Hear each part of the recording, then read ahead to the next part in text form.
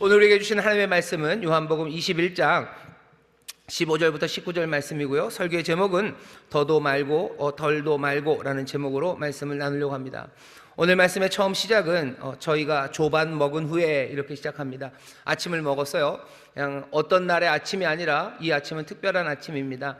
지난주에 읽었던 말씀 12절에 예수님께서 와서 조반을 먹으라 라고 하셨던 바로 그 조반입니다. 부활하신 예수님 제자들을 찾아오시죠. 뭔가 다시 시작하려는 사람들에게 찾아오셔서 임재하셔서 그들에게 조반을 주십니다. 그들에게 풍성한 물고기를 주시고요. 그리고 또 은혜를 주십니다. 주가 임재하시고 은혜를 베푸심으로 다시 시작하는 사람들이 제대로 시작할 수 있도록 하시는데, 우리가 지난주에 다시 시작하는 사람들에게 전하는 메시지를 몇 가지 들었었습니다. 다들 기억이 나시죠? 주보를 살짝 보시면 됩니다. 주보를 살짝 보시면 됩니다. 제가 기억이 안 나서 안 보는 건 아닙니다. 디베랴 바다에서 시작해요. 어디서라도 시작해야 되는데 절망, 슬픔이 있는 그곳도 괜찮습니다. 시작하기 위해서 어디 딴 데를 가야 되는 건 아니에요. 땅에 넘어진 그곳, 어쩌면 그곳에서 일어나야 됩니다. 다시 시작하시는 분들, 디베랴 바다, 좋습니다. 염려하지 마셔요. 주께서 그곳에 나타나시고 그곳에서 다시 시작할 수 있도록 도우십니다. 조심하셔야 돼요. 다시 시작하면 내 일 하면 안 됩니다. 주가 하시는 말씀, 주님 말씀 따라 주님의 일 시작해야 되는데, 어떻게 우리가 주의 말씀을 듣습니까? 염려하지 마셔요. 우리에게 나타내시고 주님이 우리에게 자기 자신을 내어주십니다. 제자들이 한 번도 두려워할 때 주님을 찾아 헤매지 않았어요. 두려워하고 문 걸어 잠그고 있는 그곳에 주님이 나타내셨고, 믿지 못하는 도마가 내가 주를 어디서 만날까 돌아다니지 않았어요. 믿지 못하는 도마에게도 주님이 먼저 찾아오십니다. 뭔가 다시 시작하기 위해서 디베랴 바다로 간 사람들이 주님을 찾지 않아요. 주님이 그들에게 스스로를 나타내시고 주님이 말씀하십니다. 내 일 말고 주님의 일 해야 된다라는 걸 깨달았지만 어떻게 그 일 할 겁니까? 너무 염려하지 마셔요. 주께서 우리에게 오셔서 나타내셔서 말씀하시는 줄 믿습니다. 그렇게 일하는 사람들은 어떻게 해야 되는지도 기억나시죠? 주의 신실하심, 은혜가 변치 않으셔요. 그 신실하신 은혜와 자비를 믿음으로 우리로 시작하게 합니다. 주님의 은혜가 변하지 않았어요. 주의 긍휼하심이, 부활하셨으니 이제 다른 사람 되셨어요. 분명히 다른 몸을 입으셨지만 그 주님은 그 주님이십니다. 사랑하시되 끝까지 사랑하시는 주님이시고, 자기 사람들을 위해서는 얼마든지 십자가 지실 수 있는 그 주님이심을 보이셔요. 그러니 신실하심, 그 신실하심을 믿음으로 우리는 다시 시작할 수 있습니다. 내가 모든 것들을 다 해야 된다고 생각하면 버거워요. 시작할 수 없습니다. 하지만 염려하지 마세요. 주님은 물고기 있으셔요. 떡이 있으셔요. 다 상을 차려놓으시고 우리를 부르실 뿐이에요. 너 잡은 것 좀 가져와라. 잡은 게 없어도 괜찮아요. 주가 주시는 거 그거 가져오시면 됩니다. 동참하게 하시는 거죠. 동참의 감격으로 시작하게 하십니다. 뭔가 일을 할 때 내가 다 하는 것 아니에요. 주님이 일하실 거예요. 나는 거기에 나를 부르시니 동참하는 기쁨, 감격으로 축제처럼 시작하면 됩니다. 주님 우리에게 오시면 우리의 입을 다물게 하셔요. 뭔가 시작할 때 불평도 많고 뭐가 질문도 많고 이 앞으로의 전망이 어떤지 묻고 싶은 것도 많아요. 하지만 더 이상 말할 필요가 없습니다. 주의 영광, 주님이시지만 주님이신가 물어봐야 될 만큼 그 영광의 모습으로 오셨고, 그 놀라운 능력으로 153마리의 물고기를 잡게 하셨고, 그 숯불을 피워놓으신 주님, 우리를 그 놀라움 앞에 경탄하게 합니다. 그 경탄은 우리로 하여금 입을 다물게 해요.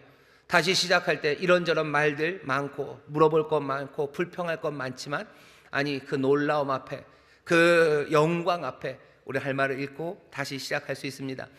다시 시작하는 이 사람들에게 예수님이 또 오셔요. 또 오신 게 아니라 계속해서 이어집니다. 왜냐하면 뭔가 다시 시작하는 일은 만만치 않기 때문입니다.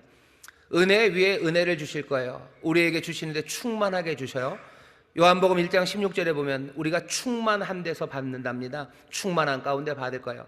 가득하신 분이 우리에게 가득 채우시는데 은혜 위에 은혜입니다. 조반 먹고 끝은 아니에요. 조반 먹은 후에 또 은혜를 주십니다. 다시 시작하시는 여러분들, 오늘 이 은혜를 조반 후에 우리에게 주시는 이 은혜 붙잡아서 정말로 주 안에서 아름답게 시작하는 여러분 되시기를 주의 이름으로 축원합니다.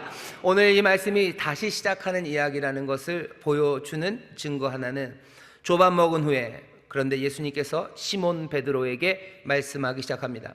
시몬 베드로에게 말한대요. 그러면 시몬 베드로야라고 부르셔야 되는데 주님은 시몬 베드로야라고 부르지 않으시고요. 15절 제가 읽겠습니다.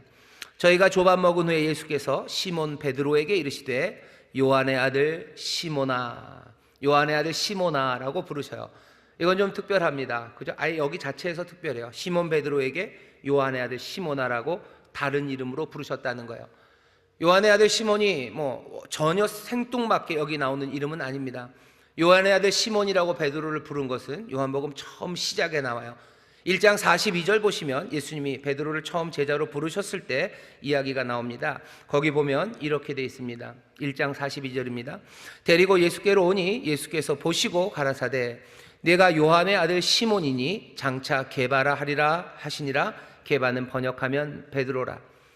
요한의 아들 시몬이라고 부르셨어요. 너는 요한의 아들 시몬이다. 하지만 너는 이제 게바라고 불림받게 될 거예요.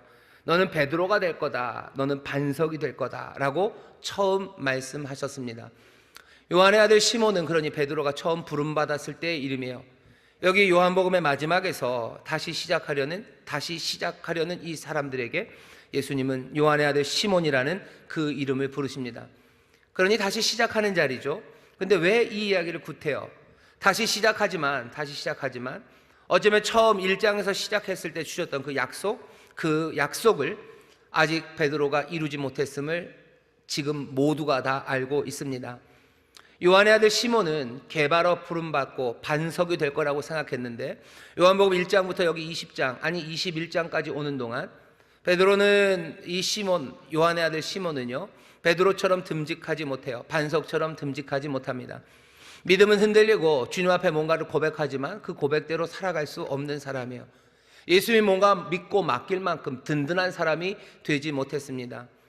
1장에서는 분명히 예수님이 그러셨어요. 너는 이제 게바라고 반석이라고 베드로라고 불릴 거다라고 하셨는데 그 약속이 이루어지지 않았죠. 여기 다시 시작하는 자리에서 예수님은 그 말씀을 똑같이 하지는 않으셔요. 요한의 아들 시몬아라고 부르시며 처음 약속을 기억하게 하십니다. 처음 약속에 주어졌던 그 기대가 여기 마지막 장에서 다시 시작하는 베드로 그리고 이 말씀을 읽는 우리에게 마음에 울려 퍼지도록 예수님은 이 시몬 베드로를 요한의 아들 시몬아라고 부르시는 거예요. 다시 시작하시는 예수님은 그 전에 처음 부르셨을 때 그 약속, 그 기대를 지금 베드로에게 불어넣고 있는 겁니다. 우리도 마찬가지죠. 뭔가 다시 시작할 때 어디로 갈지 모르며 내가 이제껏 와서 실패했으니 다시 시작하니 난 어디로 갈지 모른다. 아니요, 그렇지 않아요. 주께서 우리에게 주셨던 처음 약속, 우리에게 주신 다른 이름, 그것에 합당하게 우리를 살아갈 수 있도록 우리를 그렇게 다시 시작하게 하시는 줄 믿습니다. 다시 시작하는 사람들 아무 데로나 가는 것 아니에요. 주의 약속, 그 기대를 따라갑니다. 시몬, 요한의 아들 시몬은 게바라고 부른다고 하셨어요. 그럼 우리는 도대체 뭐라고 부릅니까? 누구의 아들 용호야, 앞으로 너는 뭐라고 부를 거다. 여러분들의 이름은 무엇이요? 제 이름은 뭘로 바뀌었을 것 같습니까? 죄용호 이렇게 바뀌나요? 이름이 뭘로 바뀌어요? 나중에 바울이 에베소서에서 알려줘요. 우리에게 이름을 주신 이를 찬양하래요. 우리가 이름 없었던 사람들에게 이름을 주셨대요. 구약 성경에도 보면요 이름을 바꿉니다. 이름을 바꿔요. 호세아가 아이를 낳아요. 롤루하마라고 해요. 로암미라고 하래요. 롤루함마 그러면요 루함마가 은혜입니다. 긍휼이 없다. 거기서 이름을 바꿔요. 로를 뺍니다. 루함마 은혜가 있어요. 로암미 백성이 아니에요. 그러다가 암미입니다. 백성이 돼요.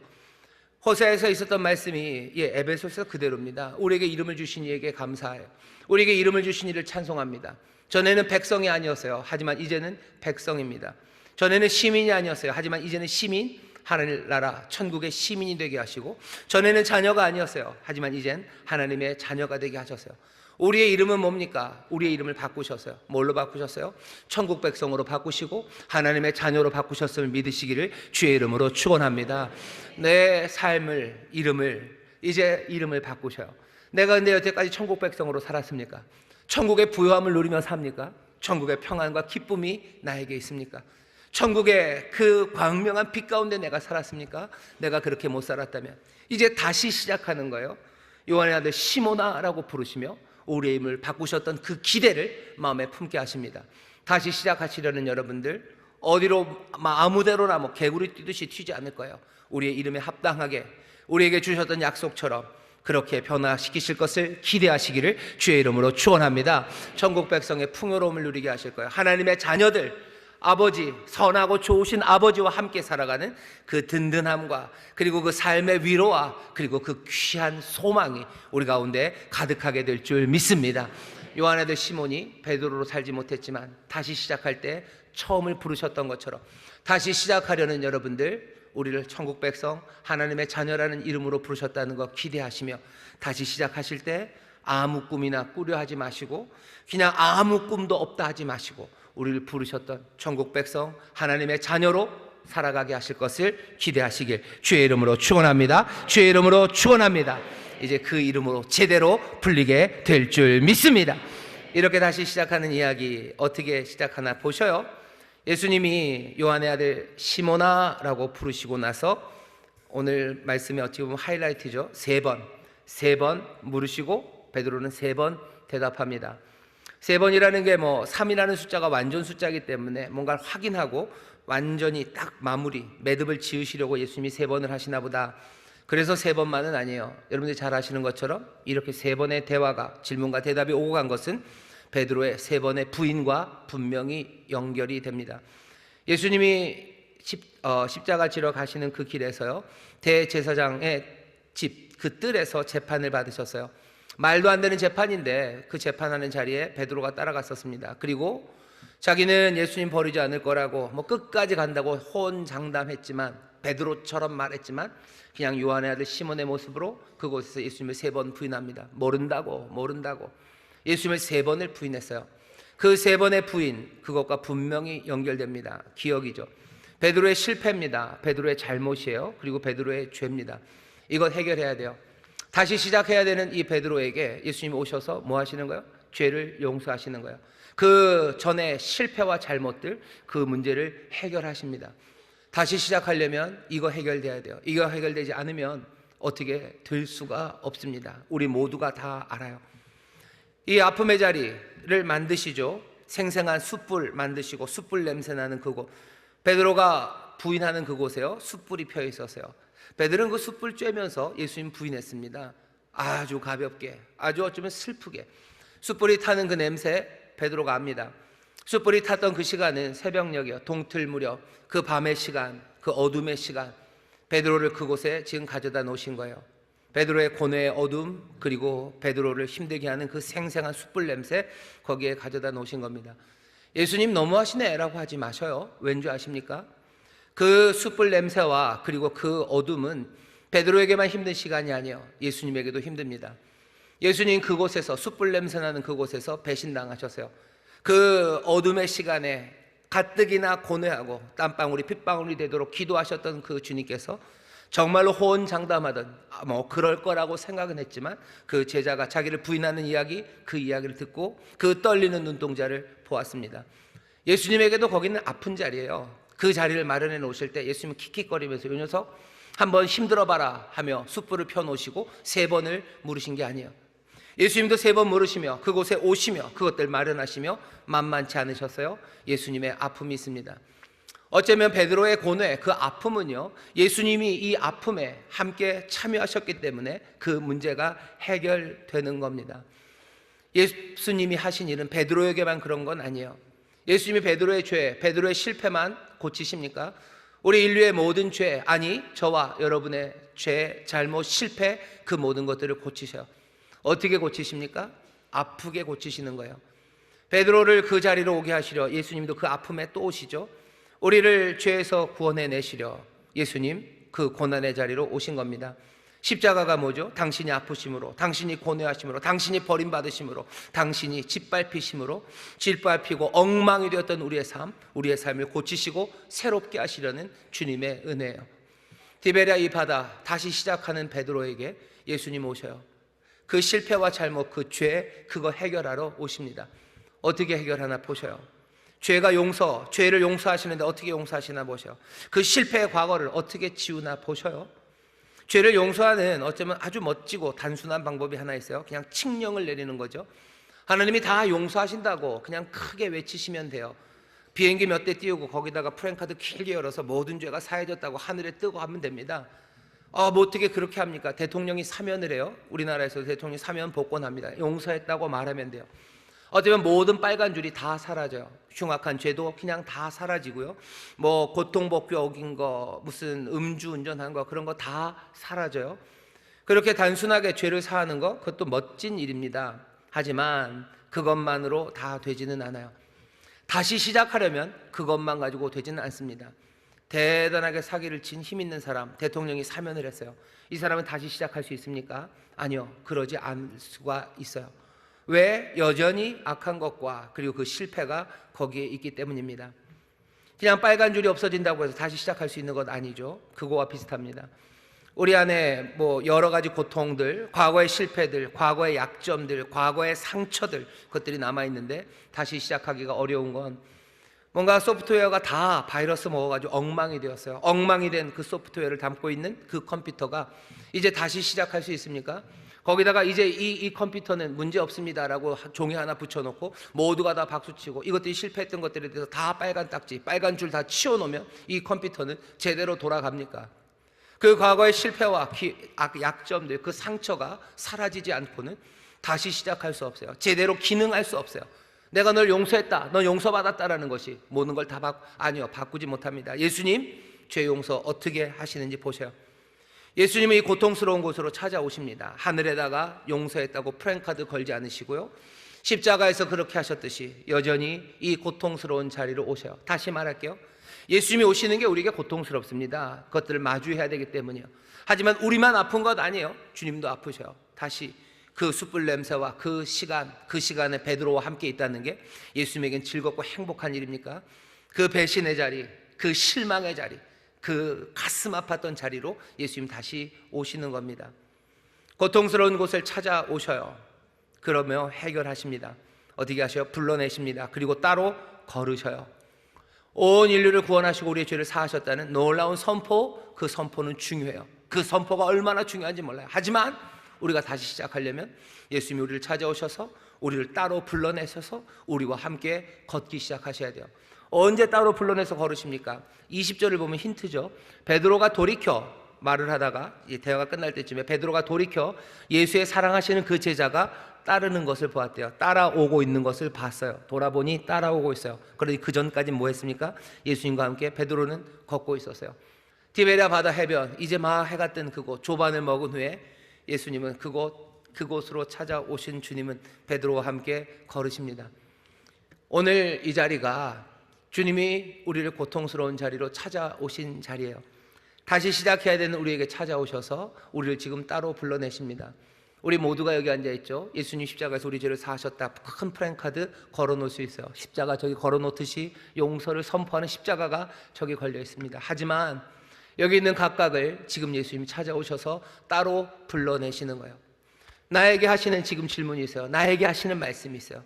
그렇게 우리의 모든 과거의 고통과 죄악들, 실패들을 다 치우셔서 우리를 다시 시작하게 하시려고 주님 우리와 함께 하시며 찾아오시고 지금 우리와 걷고 계신 줄 믿습니다. 지금 우리와 걷고 계셔요. 따로 불러내어 걸으십니다. 그러고는 어떻게 하셔요?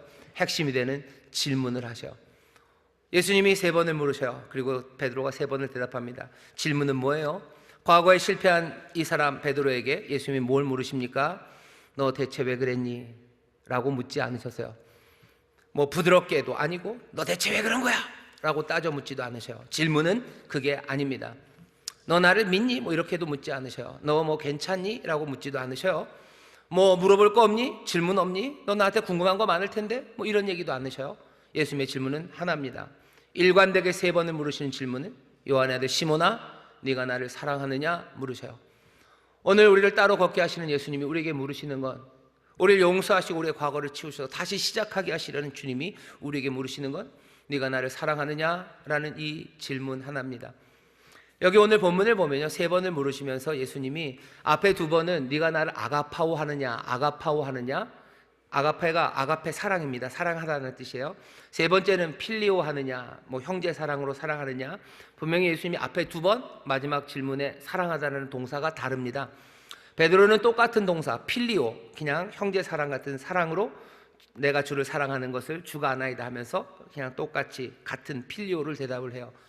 예수님은 아가페로 물으시는데 왜 베드로는 필레아로 대답할까? 설명이 오고 갈 수 있습니다. 하지만 거기에 너무 집중할 이유는 없어요. 그냥 요한이 정리를 합니다. 17절에 보면 예수님이 3번 물으셨대요. 17절 보시면 세 번째 가라사대 요한의 아들 시몬아 네가 나를 사랑하느냐 아가파오 하느냐 하시니 주께서 3번째 네가 나를 사랑하느냐 하심으로 할 때 그 필레오입니다. 주님께서 3번이나 3번째 베드로에게 사랑하느냐라고 필레오 하느냐라고 물었대요. 그러니 아가파오 필레오 그냥 같은 뜻이라고 생각하면 됩니다. 자, 예수님이 물어보셔요. 똑같은 질문입니다. 네가 나를 사랑하느냐라고 물으셔요. 굉장히 은혜롭고 따뜻한 질문이죠. 하지만 이 질문은 도발적이고 위험한 질문입니다. 굉장히 안정적인 상황에서 자기나 사랑해? 라고 물을 수 있어요. 그런 늘 좋은 대답이 오죠. 하지만 어떤 순간에는요, 나를 사랑하는 질문이 굉장히 위험한 질문일 수 있어요. 이별을 각오하고 묻는 질문이죠. 너 정말 나를 사랑하니? 라고 묻는 거예요. 예수님의 이 질문은 뭘 것 같으셔요? 베드로의 사랑을 확신하고 아주 즐겁게 자기나 사랑해? 라고 묻는 거예요? 아니면 이별? 그것도 있을 수 있을 거라고 생각하며 아주 결연하게 지금 묻는 질문입니까? 그렇게 묻는 질문이라면 베드로가 아니라고 그러면 도대체 어쩌시려고 그러실 건가? 예수님이 내가 나를 사랑하느냐 하는 이야기는 분명히 질문입니다. 질문이에요. 그리고 뭔가를 확인하려고 하시는 거죠. 그런데 그 질문과 확인 앞에는 사실은 오늘 말씀을 읽어보면요, 네가 나를 사랑하느냐 앞에 생략된 말이 있어요. 어떤 얘기겠습니까? 나는 너를 사랑하는데 라는 이야기예요. 나는 여전히 너를 사랑하는데 너는 나를 사랑하느냐? 라고 물으시는 거예요. 그런 말 없으셨는데요. 왜 없으셔요? 21장 1절부터 14절까지 그 모든 사건이 지금 따로 불러내어 걸으시는 모든 것들이 말하는 바는 뭐예요? 나는 너를 사랑한다. 지난주에 말씀하신 것을 다시 시작하는 사람들, 신실하심을 믿음으로 우리가 새로 시작할 수 있어요. 나는 여전히 너를 사랑해요. 요한복음 13장에서 그러셨죠. 예수 그리스도 우리 사랑하는 주님은 자기 사람을 사랑하시되 끝까지 사랑하신다고 하셨어요. 나는 너를 사랑하는데 괄호죠. 그리고 너는 나를 사랑하느냐 라고 지금 물으시는 겁니다. 질문? 예, 질문이죠. 그리고 또 확인받으려고 하시죠. 하지만 그것은 동시에 뭡니까?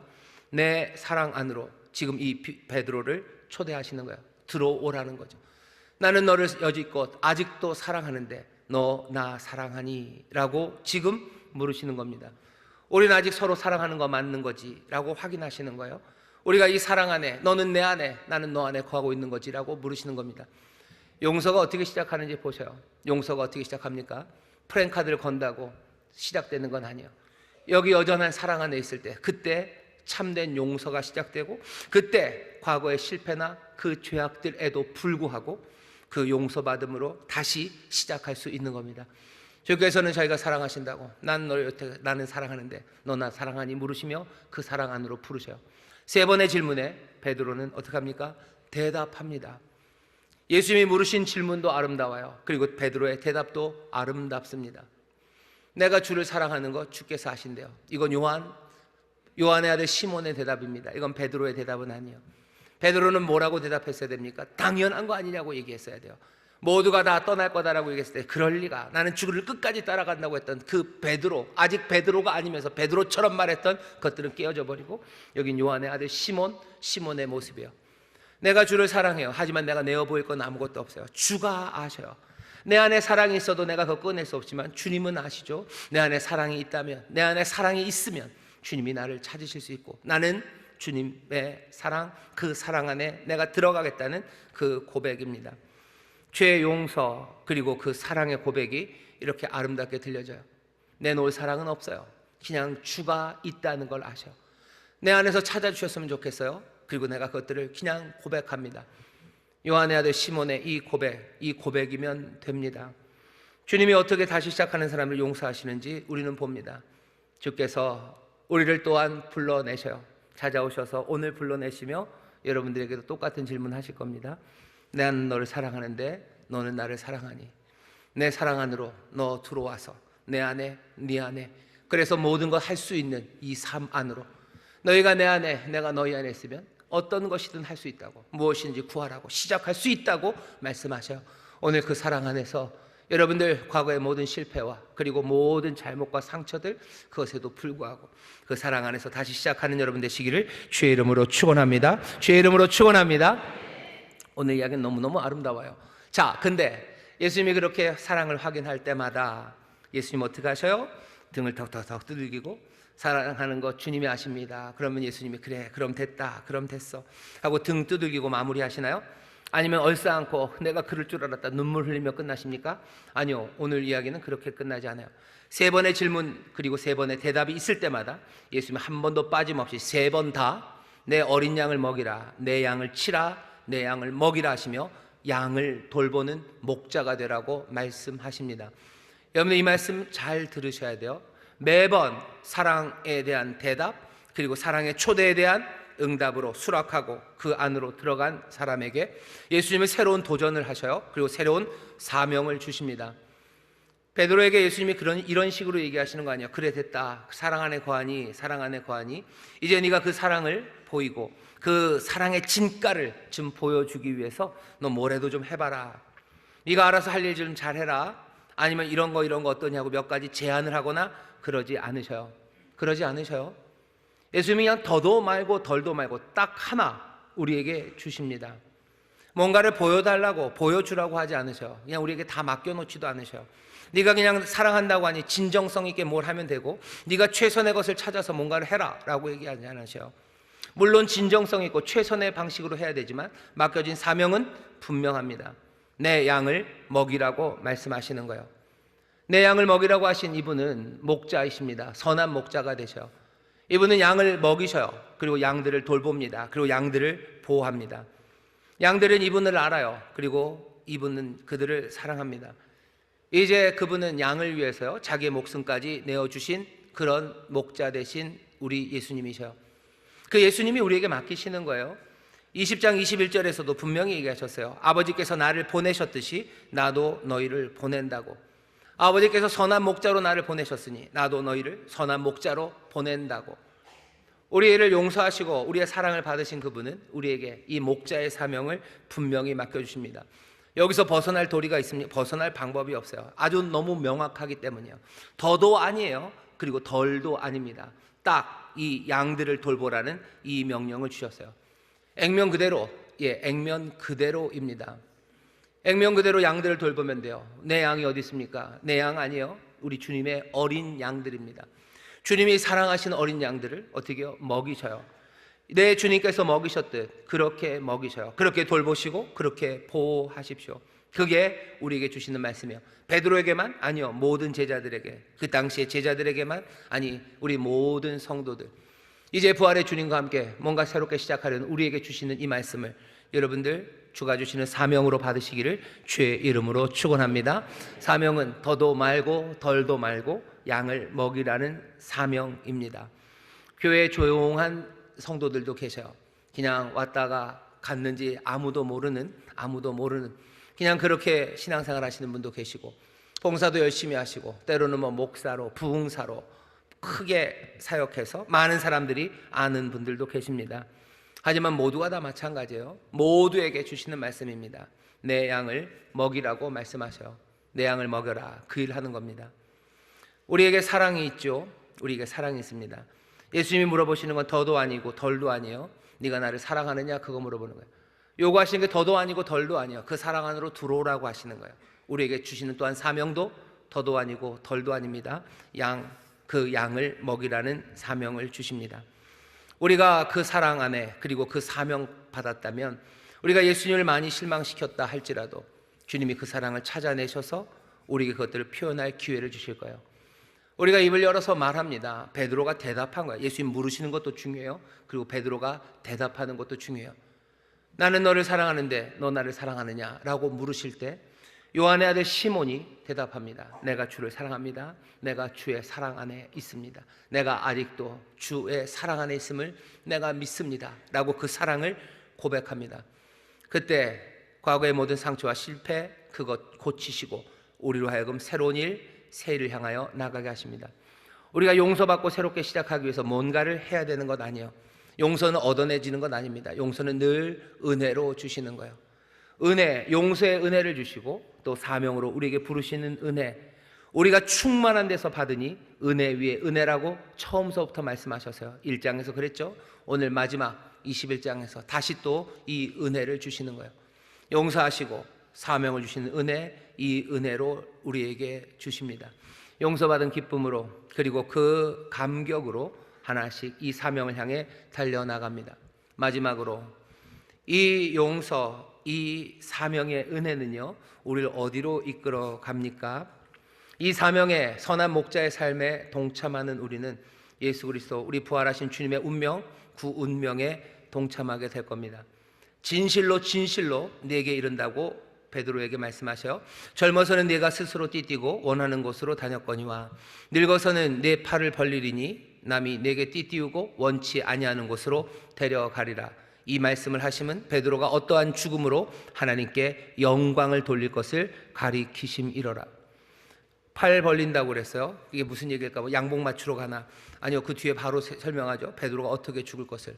팔 벌려 죽는 곳, 그곳은 어디입니까? 십자가요. 베드로 십자가 질 것에 대해서 얘기하셔. 띠 띄운다. 그리고 너를 원치 않는 곳으로 데려간대요. 띠를 띄운다는 건 뭐 옷 입히는 거죠. 어쩌면 띠 띄운다는 건 결박하는 겁니다. 너 붙잡고 너 다른 옷 입힐 거고, 그리고서는 네가 원하지 않는 곳으로 끌고 갈 거래요. 우리가 원하는 편한 곳으로, 뭐 즐거운 곳으로 끌고 가지 않을 거예요. 즐거운 곳에서 뭐 우리를 부르는 사람이 있어도 우리를 끌고 가는 것은 달라요. 예수님의 사랑이 양떼를 돌보기 위해서 우리가 가야 하는 곳이 있어요. 사명이 우리를 이끌고 갑니다. 그곳은 어디로? 십자가로, 그리고 또 결박당하는 그곳으로 간다고 베드로에게 말합니다. 그럼 우리도, 사명을 받은 우리도 이렇게 십자가 지고 우리도 옥에 갇히게 됩니까? 지금도 많은 사람들이 딱 이 방식대로 정말로 붙잡히고 그리고 죽어가는 사람들 많습니다. 작년 한 해만 해도 수많은 그리스도인들이 예수를 따르고 그 사명 따라 살아가다가 죽은 사람들 많아요. 그럼 우리도 죽어야 되는 것 아닙니까? 예, 어쩌면. 하지만 우리는 그렇게가 아니라 비슷하게 또 우리를 부르신 그 자리에서 우리도 죽어가며 주님을 따릅니다. 정말로 죽기도 하고, 하지만 또 모두가 다 죽어가며 주님을 따라요. 그리스도와 함께 십자가에 못 박힌 사람으로서 내 욕망을 죽여요. 내 삶의 욕심을 죽여요. 날마다 나는 죽노라고 바울이 말한 것처럼 우리도 죽음으로 주를 따릅니다. 예수님이 마지막으로 베드로에게 뭐라 하셔? 나를 따르라 라고 하셔. 나를 따르라라는 이야기는 예수님이 제자들을 처음 부르셨을 때 했던 그 말씀입니다. 뭐라고 처음엔 부르셨어요? 와 보라 그랬어요. 와라 그리고 보라예요. 이제는 어떻게 해요? 따릅니다. 보고 따르기 시작하는 거예요. 오라 보라 그리고 보라 따르라. 처음에 부르셨던 그 부르심이 다시 시작하는 이곳에도 다시 들려오기 시작해요. 요한의 시몬아 나를 따르라는 이야기 다시 시작하는 이 자리에서 또 처음처럼 들려옵니다. 하지만 많이 바뀌었죠. 이제 새로운 모습으로 주를 따릅니다. 그 사랑 안에 거하는 것을 확인하며 그 용서하심 그리고 그 자유케 하심 안에서 어딜 갈지 몰라 아니면 내 뜻대로 원하는 곳 좋은 곳으로 가던 그이들에게 더도 말고 덜도 말고 이 분명한 사명 주셔서 그 길을 걸어가게 하셔요. 그 길을 걸어가면 하나님께 영광 올려드리는 삶입니다. 주께서 십자가에서 영광 받으시듯이 베드로가 그 영광에 참여해요. 그리고 우리도 그 영광에 참여할 겁니다. 사명에 동참하시는 여러분들 그 영광에도 동참하게 될 줄 믿습니다. 우리 주 예수 그리스도의 그 운명에도 동참하게 될 줄 믿습니다. 우리의 운명이요, 우리의 삶이요. 우리는 그 안에서 살아갑니다. 자기가 구원한 모든 이들에게, 생명을 주신 이들에게 예수님은 전부를 요구하셔. 요구하고 끝내지 않으실 겁니다. 요구한 그 전부를 다 얻으실 거예요. 욕심장이 싫어서? 아니, 우리를 사랑하시기에 그 영광의 길로 우리를 부르시고 그것을 요구하셨으니 그 영광을 다 얻으시려고, 아니 우리에게도 그 영광을 주시려고 주님께서는 우리에게 요구한 바를 전부 다 얻어 가실 겁니다. 사랑은, 그 긍휼하심을, 그 목자는 여전히 양떼들을 위해서 모든 것을 주시려고 하셔요. 더도 말고 덜도 말고 다시 시작하는 이들에게 이 말씀을 주십니다. 예수님 사랑하셨어요. 그리고 양떼를 돌보셨습니다. 우리도 마찬가지요. 우리도 양떼를 사랑합니다. 그리고 그들을 돌봅니다. 누구도 이 이상을 요구하지 않아요. 예수님 절대로 그 이하도 요구하지 않으십니다. 더도 말고 덜도 말고 이 양떼를 돌보는 일, 생명을 내어놓는 선한 목자의 길을 여러분 다시 시작하며 하나하나 그 부르심 가운데 걷고 또 실현해 나가시기를 주의 이름으로 축원합니다. 주가 우리를 부르시고 성령님 우리를 도우실 줄 믿습니다. 성령님 도우실 줄 믿습니다. 기도하겠습니다. 하나님, 오늘 이 말씀 가운데 정말로 다시 시작하는 우리에게 주께서 우리에게 주시는 은혜의 선물을 보게 하시니 감사합니다. 우리에게 참된 용서, 사랑 안에 다시 한번 거하게 하시고 그 사랑 안으로 부르시고 또 다시 시작하는 우리에게 분명한 사명을 주시니 주여 이 사명 따라 살아가기 원하오니 성령님 우리를 도와주시옵소서. 보혜사 성령님 정말로 이 은혜 기억하게 하여 주옵시고 보혜사 성령님 정말로 이 말씀 마음에 담게 하여 주옵시고 주께서 맡기신 일들 이 선한 목자의 일 감당하도록 필요한 모든 능력과 은사에 부족함이 없도록 성령님 우리를 도와주옵소서. 감사드리며 예수님의 이름으로 기도하옵나이다. 아멘.